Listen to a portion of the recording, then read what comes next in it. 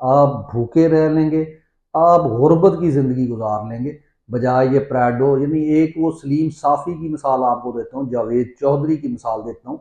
और ये कौम के साथ बहुत ज़्यादती हुई है कि कौम ने जिनको टीवी चैनल के ऊपर बैठकर जिनको अपने हीरो समझा कि ये बड़े मुफक्कर लोग हैं, ये हीरो, तो एक एक करके सारे टूटते चले। पाकिस्तान आर्मी के साथ एक इस कौम का कह लें कि इश्क रोमांस था, तो वो इस तरीके से उन्होंने तोड़ा। और ये कौम अभी भी, बहुत सारे लोग ऐसे हैं जो अभी भी ये तय नहीं कर पाते कि जनाब ये आपके सगे नहीं है। हाँ, इन्होंने जब वो सीधे फायर मारे, जब इन्होंने फायरिंग की, तो इनके जहनों से बहुत सारे जो पाकिस्तानी जिनके पास शऊर है, वो ये समझ गए कि ये किसी सूरत इस कौम के साथ, इस कौम की आइडियालॉजी के साथ, इस कौम के बच्चों के साथ, इस कौम के मुस्तकबिल के साथ जो है वो सिंसियर नहीं है।